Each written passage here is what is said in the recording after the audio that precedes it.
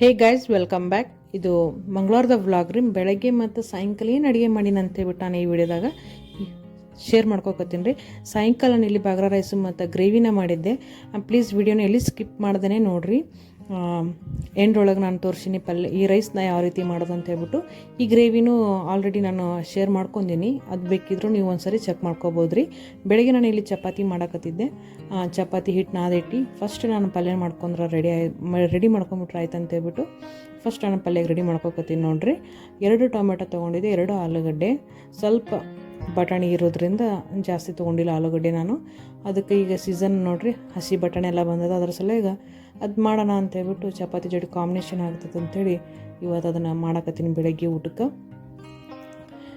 ಆಲೂಗಡ್ಡೆ ನಿಮ್ಗೆ ಯಾವ ಥರ ಬೇಕೋ ಆ ಸೈಜಲ್ಲಿ ಕಟ್ ಮಾಡ್ಕೋಬೋದು. ಬೆಳ್ಳುಳ್ಳಿ ಹಾಕಿ ನಾನಿಲ್ಲಿ ಒಗ್ಗರಣೆ ಮಾಡಕತ್ತೀನಿ. ನೀವು ಬೇಕಿದ್ರೆ ಉಳ್ಳಾಗಡ್ಡಿನ ಹಾಕಿ ಮಾಡ್ಬೋದು ಇದನ್ನು.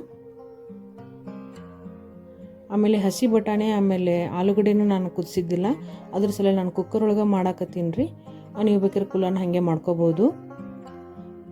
ಕರಿಬೇವು ಕೊತ್ತಂಬರಿ ಪಲ್ಯಗೆ ಹಾಕ್ಲಿಕ್ಕೆ ಅಂತೇಳಿ ತೊಗೊಂಡಿನಿ. ಆಮೇಲೆ ಇಲ್ಲಿ ಜೀರಿಗೆ, ಎಣ್ಣೆ ಎಷ್ಟು ಬೇಕಾಗುತ್ತೆ ಪಲ್ಯಕ್ಕೆ ಅಷ್ಟು ನೋಡಿ ಹಾಕ್ಕೊಡ್ರಿ. ಜೀರಿಗೆ ಹಾಕಾದ್ಮೇಲೆ ಬೆಳ್ಳುಳ್ಳಿ ಮತ್ತು ಕರಿಬೇವನ್ನ ಫ್ರೈ ಮಾಡ್ಕೊತೀನಿ. ಫ್ರೆಂಡ್ಸ್, 31ನೇ ತಾರೀಕು ಇವತ್ತು. ಯಾರೆಲ್ಲ ಇವತ್ತು ಏನೇನು ಸ್ಪೆಷಲ್ ಅಡುಗೆ ಮಾಡಿದ್ರಿ ಅಂತ ಕಮೆಂಟಲ್ಲೇ ನನಗೆ ತಿಳಿಸ್ರಿ. ನಾವಂದ್ರೆ ಇವತ್ತು ಮಂಗಳವಾರ ಆಗಿದ್ದರಿಂದ ಏನೂ ಮಾಡೋಕ್ಕಾಗಂಗಿಲ್ಲ. ನಾಳೆ ಬುಧವಾರ ಮಾಡ್ಬೇಕಂತ ಅಂದ್ಕೊಂಡ್ರೆ ಮಾರ್ಗಶಿರ ಲಕ್ಷ್ಮಿ ಒಂದು ಸ್ಕಿಪ್ ಆಗಿದ್ದರಿಂದ ನಾನು ಬುಧವಾರ ಮಾಡೋಕ್ಕಾಗಲ್ಲ. ಯಾಕಂದ್ರೆ ಗುರುವಾರ ದಿನ ಪೂಜೆ ಮಾಡೋದಿರುತ್ತೆ. ಗುರುವಾರ ರಾಯರ ಪೂಜೆ ಆಗಲಿ ಲಕ್ಷ್ಮೀ ಪೂಜೆ ಇರುತ್ತಲ್ಲ, ಅಂದ್ರೆ ನಾನ್ ವೆಜ್ ಗುರುವಾರ ತಿನ್ನಬಾರ್ದು ಅಂತ ಹೇಳ್ತಾರೆ. ಅದಕ್ಕಂತ ನಾನು ಗುರುವಾರ ತಿನ್ನಲ್ಲ. ನೋಡೋಣ ಏನಾಗುತ್ತೆ ಅಂಥೇಳಿ. ಅದಕ್ಕೆ ಇವತ್ತಂತೂ ಅಷ್ಟು ಮಾಡಿದ್ದೆ. ನೀವೇನೇನು ಮಾಡಿದ್ದೀರ ಅಂತೇಳಿ ಒಂದು ಸರಿ ನನಗೆ ಕಮೆಂಟ್ ಬಾಕ್ಸಲ್ಲಿ ತಿಳಿಸ್ರಿ ಫ್ರೆಂಡ್ಸ್. ಆಮೇಲೆ ಟೊಮೊಟೊ ಎಲ್ಲ ನೀಟಂಗೆ ಫ್ರೈ ಆದಮೇಲೆ ಸ್ವಲ್ಪ ಮಸಾಲೆ ಖಾರ ಹಾಕತ್ತೀನಿ. ಖಾರ ಎಷ್ಟು ಬೇಕಾಗುತ್ತೆ ಅಷ್ಟು ನೋಡಿ ಯೂಸ್ ಮಾಡಿರಿ ನೀವು.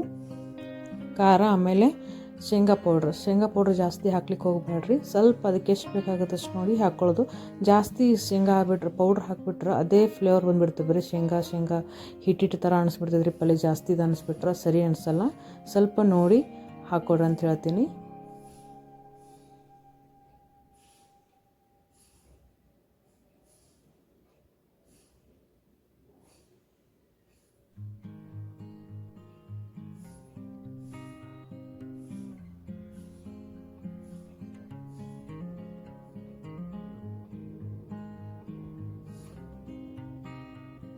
ಇದೆಲ್ಲ ಚೆಂದಂಗೆ ಸ್ಮ್ಯಾಶ್ ಮಾಡೋದಾದ್ಮೇಲೆ ಬಟಾಣಿ ಮತ್ತು ಆಲೂಗಡ್ಡೆನ ಹಾಕ್ಕೊಂಡಿನಿ ರೀ.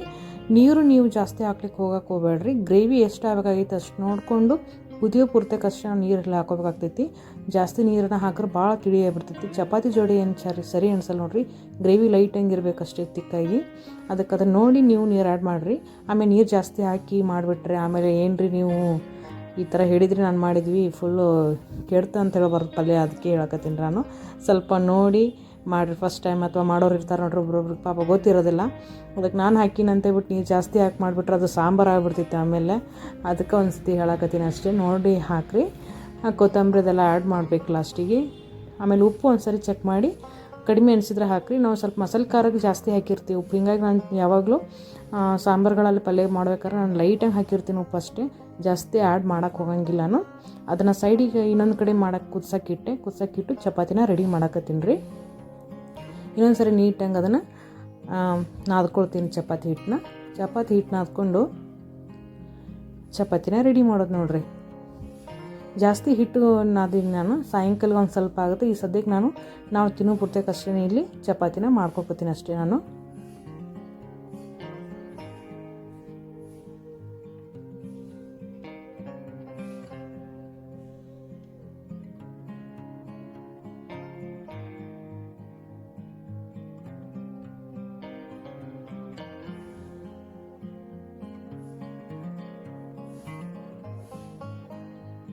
ಚಪಾತಿನ ನೀವು ಯಾವ ರೀತಿ ಮಾಡ್ತೀರ ಅಂತ ಹೇಳ್ರಿ. ಕೆಲವೊಬ್ರು 2 ಉಳ್ಳಿ ಮಾಡಿ ಮಾಡ್ತಾರೆ. ಕೆಲವೊಬ್ರು ಈ ಥರ ಒಂದ್ರೊಳಗೇ ಫೋಲ್ಡ್ ಮಾಡಿ ಮಾಡ್ತಾರೆ. ಕೆಲವೊಬ್ರು ಏನೂ ಮಾಡಲ್ಲ, ಆ ರೀತಿಯೇ ಲಟ್ಟಿಸ್ಬಿಡ್ತಾರೆ. ನಂಗೆ ಅದು ಅಷ್ಟೊಂದು ಇಷ್ಟ ಅಲ್ಲ. ಈ ಥರ ಫೋಲ್ಡ್ ಮಾಡಿ ಎಣ್ಣೆ ಹೆಚ್ಚು ಮಾಡಿದ್ರಿಂದ ಪದ್ರ ಚೆಂದ ಬರ್ತೈತಿ ರೀ ಅದು ಚಪಾತಿ. ಅದು ಚಲೋ ಅನಿಸುತ್ತೆ ಒಂಥರ ನನಗೆ. ಅದಕ್ಕೆ ನಾವು ಯಾವಾಗಲೂ ಇದೇ ರೀತಿಯೇ ಮಾಡ್ತೀನಿ. ಕೆಲವೊಬ್ರು 2 ಉಳ್ಳಿ ಹಿಡ್ಕೊಂಡು ಅದು ಮಾಡ್ತಾರೆ. ಅದೊಂಥರ ಇದು ಅನಿಸುತ್ತೆ. ನಮ್ಗೆ ಇದೇ ಜಾಸ್ತಿ ಇಷ್ಟ ಆಗ್ತೈತೆ ನನಗೆ. ಹಿಂಗಾಗಿ ನಾನು ಈ ಥರನೇ ಮಾಡ್ತೀನಿ ಯಾವಾಗಲೂ.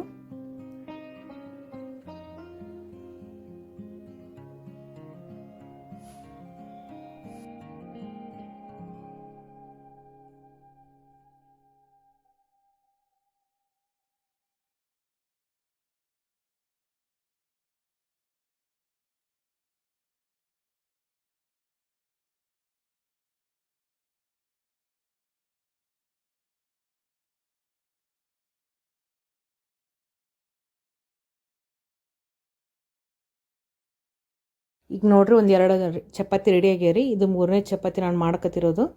ಈಗ ನಮ್ಮ ಮನೆಯವರು ರೆಡಿಯಾಗಿದ್ದರು. ಅದಕ್ಕೆ ಅವ್ರಿಗೆ ಒಂದು ಸ್ವಲ್ಪ ಪಲ್ಯನೂ ರೆಡಿಯಾಗಿತ್ತು ನೋಡ್ರಿ. ಅದಕ್ಕೆ ಬಿಸಿ ಬಿಸಿ ಚಪಾತಿನೇ ಅವ್ರಿಗೆ ಹಾಕ್ಕೊಟ್ಬಿಡ್ತೀನಿ ರೀ. ಚಪಾತಿ ಸ್ವಲ್ಪ ಬಿಸಿ ಬಿಸಿ ತಿಂದ್ರೇ ಟೇಸ್ಟ್ ಅನಿಸುತ್ತೆ ನನಗೆ. ಆರಿದ ಮೇಲೆ ಅಷ್ಟೊಂದು ಇದು ಅನ್ಸಲ್ಲ ನೋಡ್ರಿ. ಅದಕ್ಕೆ ನಾನು ಜಾಸ್ತಿ ಊಟ ಮಾಡಬೇಕಾದ್ರೇ ಮಾಡ್ಕೊಂಡ್ಬಿಡ್ತೀನಿ ಚಪಾತಿ. ಜಾಸ್ತಿ ಇದು ಮಾಡೋಕ್ಕೆ ಹೋಗಂಗಿಲ್ಲ. ಅದಕ್ಕೆ ಈಗ ರೆಡಿ ಆಯ್ತಲ್ಲ ರೀ, ಅವ್ರಿಗೆ ಒಂದು ಸ್ವಲ್ಪ ಊಟಕ್ಕೆ ಹಾಕಿ ಕೊಟ್ಬಿಟ್ರೆ ಅವ್ರ ಊಟ ಆಗೋಷ್ಟರಲ್ಲಿ ನನಗೆ ಇನ್ನೊಂದು 2 ಆಗ್ಬಿಡ್ತಾವೆ ರೀ. ನಾನು ಊಟ ಮಾಡಿಬಿಡ್ತೀನಿ ನೋಡಿರಿ. ಆ ಪಲ್ಯನೂ ರೆಡಿಯಾಗಿತ್ತು. ಪಲ್ಯ ಹೆಂಗಾಗಿತ್ತು ನಿಮ್ಗೆ ತೋರಿಸ್ತೀನಿ ನೋಡಿರಿ. ಇಷ್ಟೊಂದು ತಿಕ್ಕಾಗಿ ಇರಬೇಕು ಈ ಪಲ್ಯ. ಜಾಸ್ತಿ ಇದಕ್ಕಿಂತ ತಿಳುವಾಗಿ ಬರಬಾರ್ದು. ಅದು ಟೇಸ್ಟ್ ಅನಿಸಲ್ಲ. ಚಪಾತಿ ಜೊತೆಗೆ ಯಾವುದೇ ಅಳಸಿದ್ರೆ ಸರಿ ಅನ್ಸಂಗಿಲ್ಲ ನೋಡಿರಿ. ಅದಕ್ಕೆ ಹೇಳಕತ್ತಿದ್ದೆ ನಾನು. ನೀರು ನೋಡಿ ಆ್ಯಡ್ ಮಾಡಿರಿ ನೀವು.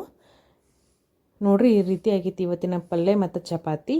ಆಮೇಲೆ ಸಾಯಂಕಾಲ ಮಾಡಿರೋದನ್ನ ತೋರ್ಸಕತ್ತೀನಿ ರೀ. ರೈಸ್ ಹೇಳಿದ್ನಲ್ಲ, ಬಗ್ರಾ ರೈಸ್ ಅಂತೇಳಿ, ಆ ರೆಸಿಪಿನ ಶೇರ್ ಮಾಡಕತ್ತೀನಿ ರೀ. ಯಾರಿಗಾದ್ರು ಈ ರೆಸಿಪಿ ಇಷ್ಟ ಆಗಿದ್ರೆ ಟ್ರೈ ಮಾಡ್ಬೋದು.